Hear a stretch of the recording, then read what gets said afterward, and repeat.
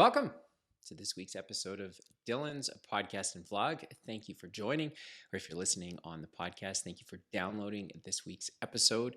It's always good to check in with you once a week. If you've watched or this podcast or vlog or listened for a little while, you know that I'm trying to do this once a week to sort of journal my journey as an entrepreneur, sharing things that I'm learning, things that I'm thinking about in an attempt to connect with other entrepreneurs, as well as flesh out my own thinking. And this week, I'm excited to talk about a topic that coincidentally came up with two entrepreneurs that I've had the opportunity to break bread with over the last couple of weeks. And it got me thinking that I take for granted my context for why I run a business, or why I have a portfolio of businesses and what I'm trying to achieve with my time every day. I take that for granted because meeting these other entrepreneurs who are really in the weeds right now, just running their businesses, it was just a great reminder that maybe this is something that I can talk about to continue to flesh out my reasons for why I do what I do every single day. And as an entrepreneur, it might get you thinking about why you do what you do every single day. There was a tweet that I saw come across yesterday, actually. I'll just do a quick screen share here so that those of you that are watching the video are able to see what I'm looking at. And the tweet was basically a fellow named Patrick had just said, he was talking about how being in business isn't all glory, because he had talked to someone who said they were grinding away, they were stressed out, they could have made more money working for someone else. And I had just highlighted that quote unquote, I could have made more money working for someone else. Quote, this is something I'm always thinking about to ensure I don't waste my time. Know the difference between a hobby and a business. And some days these are things that I'm still learning. And that seems to fit the context of what I wanted to discuss today, which is why even bother having a business? If you've listened to me for some time, I enjoy sharing my thoughts. I enjoy thinking out loud. That's how my brain works. And I also enjoy hearing from other entrepreneurs that listen to these episodes and have feedback or have questions, or we get into conversations about certain things that I'm talking about. So today's, I imagine, is going to be it's going to create some interesting conversations.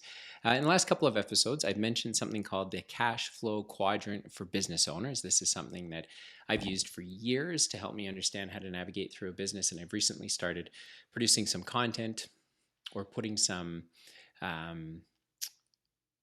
sorry, just missed my screen there, or putting out just some ideas around what this means. So again, I'll do a quick screen share here and show you what it looks like. Again, if you're listening to the podcast, there are basically 4 quadrants that make up the cash flow quadrant. And along would be the vertical axis. You have negative profit at the bottom, positive profit at the top. On the horizontal axis, you have no cash on the left and cash in the bank on the right. And basically a business owner or an entrepreneur ends up moving between the 4 quadrants from from left to right to up to left again. And in the bottom left is struggling. You move over to the right, which is bottom right, adjusting. Then you move up to top right, which is growing, and then ultimately top left, which is investing. So basically an entrepreneur moves through these 4 different quadrants. They focus on creating sort of a viable business first, then they focus on creating a profitable business, then they figure out a way to start managing their income and their expenses as they grow, and then ultimately they start focusing on investing their cash. And as I consider what I do every single day as an entrepreneur, this is what I attempt to do. I attempt to work through each of these quadrants, and my history has been spent working with businesses that generally don't get out of the sort of bottom 2 quadrants. They don't get out of the struggling or adjusting quadrants because, quite frankly, it's hard to run a business. As I've always said, entrepreneurs usually don't start businesses because they are mathematicians. They start businesses because they see that they get excited rather about solving a problem in the marketplace with a particular product or a service, and then they just go out and do it. And then if they're at all successful, they then begin to get customers, and when they get customers, they then start to hire people, and they sort of put the wheels on the bus as they go. But there's never really a grand master plan. And so what I wanted to talk about today was why even bother having a business? At the end of the day, what's the point? I think once you get past some of the personal reasons that people will start a business, and that can include they want freedom, They want to have full autonomy or full control over their own outcomes, all the way through to they want to create a lot of wealth and they want to be wealthy, and they think this is one way to do it. And I think that I've observed over my career that the reasons for ultimately starting a business versus working through one and grinding through one versus either selling it or completing it, that those answers change over time.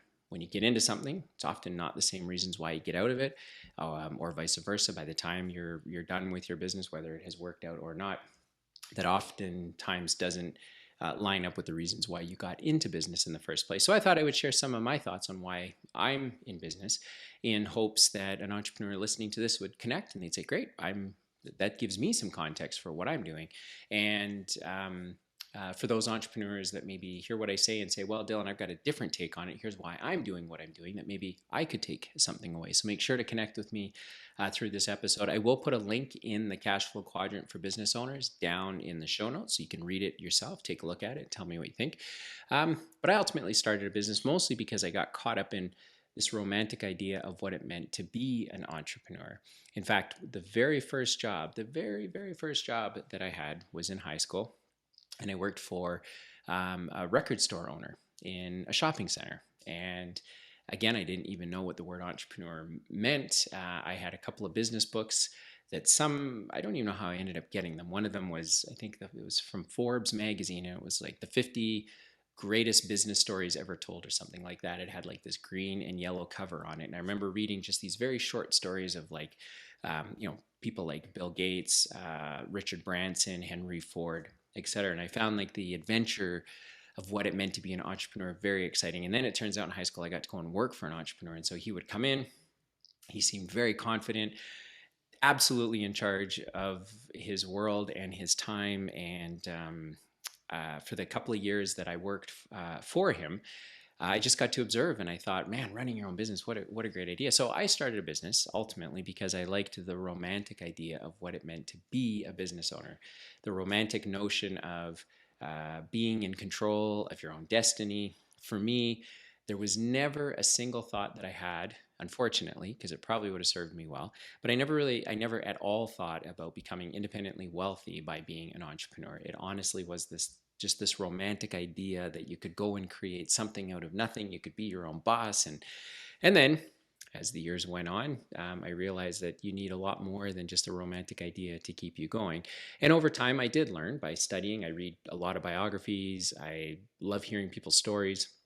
And so over time, I started formulating a plan, and I ran a pretty successful business, and then it ran into the ground because of the financial crisis. And I've talked about that on other podcast episodes. And it took me probably the better part of almost a decade to kind of figure out who I am, what I'm doing, how did I get here, and then began working with other entrepreneurs to help them turn around their businesses. And then in the last couple of years have now focused on building my own portfolio of businesses. So that's kind of been my particular arc. And as I work through the cash flow quadrant, I am right now between adjusting and growing. So if I look at my portfolio right now, the businesses that I have, we are just crossing that line into growth. We've found a way to be viable. So the businesses are viable, and that's defined by profitability and cash available in the bank. And then as we survive COVID and have now figured out that what the world's going to look like, notwithstanding inflation and interest rates and supply chain problems and all that other sort of stuff, now we're figuring out how to play to our strengths. And in the last couple of episodes, I've talked about really trying to understand how to leverage our assets really well, how to direct our teams and the people on our teams really well, and just sort of build one day at a time until collectively we've found a way to consistently grow our business. And so I've been learning different business models. I think the business models are different from maybe when I first started in business. Work from home is a pretty big deal. Millennials and now Gen Z are a pretty big deal, and they change how you structure a business. And so I'm really kind of working through that right now. I'm 44 years old. And so I'm trying to figure out how to apply all of my lessons learned, both personally and professionally, into figuring out how to build a really great portfolio of businesses that ultimately, as I make my way from growing into investing on the quadrant, that I am able to take the profits that these businesses generate and just keep multiplying them out exponentially.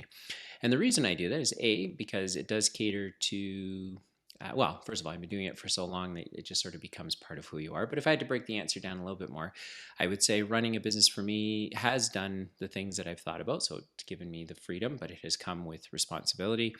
It's given me the financial ups and the financial downs. And over time, I hope to smooth those out. So instead of them bouncing so much year to year to year, that I can make those vibrations shorter and smaller, and then ultimately be in a position to take businesses that could be doing so much more than what they have and putting money into them so that they can realize on that. And a business really is only two things: it's people and it's resources. And an entrepreneur, as opposed to maybe a CEO or a president or someone that fills a formal spot on an org chart, I think an entrepreneur's job is really to try and create something out of nothing, or to take something and make it something more. And that's by having the vision, having the interest, right? Because when your own money is at stake and your own time is at stake, you're going to look at that differently than if you were simply collecting a paycheck every other week or every month, or management fees or something like that. And so I see an opportunity to use my skills as I go forth to take the excess cash that our portfolio generates and put it into other businesses that can generate excess cash. But because a business is really just people and resources, I happen to really enjoy people. I enjoy the people that I currently have on the teams that I'm responsible for. I enjoy using resources and trying to figure out how to get more out of them and you've heard me talk about software and APIs and how I'm trying to do that in my businesses right now, practically on the ground. And I think going forward, there's going to be this transition of a lot of maybe more traditional businesses that aren't by default technology enabled, but because technology has become so cheap and so easy to use, I think there are going to be businesses where there are really great people in the business. The business is solving a real problem in the marketplace, but it needs to be refreshed, or it needs to be upgraded, or it just needs someone to come in with some fresh ideas. And I think that if you have the ability to do it, I think you should try to contribute your skills to a meaningful venture, which I think businesses are. And again, because I love people, because I love resources, because I love the whole idea of being an entrepreneur, I really am looking forward to what might come over the next couple of years out of a portfolio. My on-demand labor service that we've spun up now 2 months ago or 3 months ago is starting to take on a life of its own. And so now I'm looking at getting better people in place to do the jobs that I've been doing with some help, and now looking to grow that. But why own a business in the first place? Because I think it's the best, most meaningful way for me to spend my time, for me to utilize my skills and my experience. And ultimately, I think that I can produce a better result taking people and resources and putting them together and trying to leverage them to solve a problem than just maybe pulling up a chair and working on one opportunity on its own. I think if you look at some of the most successful entrepreneurs in history, they really became passionate about making sure that they were not just delivering a product or service, but ultimately they saw themselves as being able to make a real difference in society, in culture. If you go back to, or as far back as you go, I mean, hospitals, schools, libraries, museums, these are things that on their own generally don't get started by anything other than philanthropy or benevolent people that say, look, I think these things are important. I think it's important to take care of people. I think it's important that people have access to art and people have access to creative ideas and creative venues and experiences. And so they do that. And I think if we're blessed as entrepreneurs to be able to create something out of nothing, that we then have a responsibility to take whatever those results are and continue to leverage them. And there's that old saying that there's sort of two steps, right? You go from 0 to 1. So you take, nothing and turn it into something. And then you take something and exponentially grow it, which is 1 to N. And that's what I'm trying to do. And why? Because I think it's worth it. Because I think that the outcome of let me say it a different way. Having been born where I'm born, having been given the opportunities that I've been given, having been blessed with the great relationships and the tough relationships I've had, I feel that there's a responsibility to make the most of those. I remember, this would have been back in the late 90s. There was a fella that hired me that I continue to see on a very regular basis, where we invest in deals together. And I'd asked him when I just started working for him a few years, and I said, why did you ever even bother taking me on? I don't have a formal education. I I'm making mistakes all the time. And he just said to me, look back, I remember we were in the car and he just said, one day you're going to do the same thing. You're going to invest in someone else. You're going to give them an opportunity, and then they're going to do the same thing. And if everyone was to do that, can you imagine the kind of world we would live in? And so I think that's why I own a business. I think that's why any entrepreneur should consider owning a business, because once you get past the rewards of having some stability and some consistency and your ego and your pride and everything, kind of all the boxes are check, check, check, check. What do you do after that? Well, there are no pockets in your casket, so you're going to have to do something with your money. Of course, you can leave it to your family and build generational wealth, and I'm still trying to figure out what that means for our family or what my thoughts on it are. But today, I think a lot about simply being able to exponentially take what I have and do more with it, because there are a lot of people out there that really do have great skills. If you could find them, put them into a business, marry them with really great resources that you could not only give a meaningful solution to the marketplace with a great product or a great service, but more importantly, you can help people do what they're really great at. So you might be able to hire a really great accountant. In our business, you might be able to hire really great construction workers or heavy duty mechanics and give them a life that they might not have otherwise had, or work with them to create a life that they wouldn't have otherwise had, and help them provide for their families. And if you can provide for their families, that means they're probably living in healthy communities, and healthy communities continue to give people upward opportunity. And so I just think it's I think it's an obligation that if we're blessed enough to be able to go and run these businesses, start them, frustrate our way through them, get the rewards, good and bad, from them, there's an opportunity to keep moving through it. So back to this cash flow quadrant for business owners, if you need context, the business owners I was sitting with are like, look, we got through the struggling stage, we got through the adjusting stage, now we're in the growing stage, but we don't really know why we're growing. What are we trying to work towards? So by showing them that, well, naturally you move from growing to investing, that already started creating a lot of interesting conversation, because all of a sudden they're thinking to themselves and talking out loud and discussing, well, what would I invest in? Well, I invest in my family. I'd invest in my personal net worth. Okay, but is that enough? Do you want more than that? One of the individuals said, actually, if I was able to generate, if our business was able to grow, but then I was actually able to take the money out of the business because there was more money being generated than what the business actually needed. And that becomes very tricky. And that might be another podcast episode. But if I was able to generate excess cash over and above what our business is required, and that put me in that investing quadrant, what would I invest in? I could invest back in our businesses, but I could invest in the community. I could invest in other causes. And he had some ideas about what he would do. He happens to think very highly of underprivileged families, and he had thought that there would be an opportunity to put some scholarships together or some funding together so that underserved families would be able to put their kids in sports programs. And that was sort of a big thing for him, because sports is something that really was influential in helping him become the individual that he's been. But all of a sudden, you could see in these conversations I was having that just by asking the question, it began giving them some context for maybe why they're getting up every single day. Because as business owners, we just get up and we just start going. But when you don't have context for what you're doing, or you don't have a destination you're trying to work towards, it can be frustrating. The down days can be really hard, right? Especially if you've worked through a few economic cycles, you just get burned out and worn out. But then you also hit just some impasses. One entrepreneur I was sitting with, he's had 2 business partners for almost 20 years. None of them are interested in getting rid of anyone else, because nobody wants to cut the check to the other guy. So what do? They just show up every day and they do their job and they generate the revenue. But 3 of them are not as happy together as any one of them could be individually if someone just made the first move, but nobody wants to. So as I was challenging him, and I said, well, if you don't really have a ton of financial upside by staying in the business, and, you could exercise some of your buy-sell agreements, what would you do? And he says, you know what? That's probably part of the problem. He said, if I did end up getting bought out, it'd be fun for a minute, but then I would have to decide what I want to do. And so maybe it's easier just to show up every day and keep working. And that's an answer. I think that answer is probably more common than not.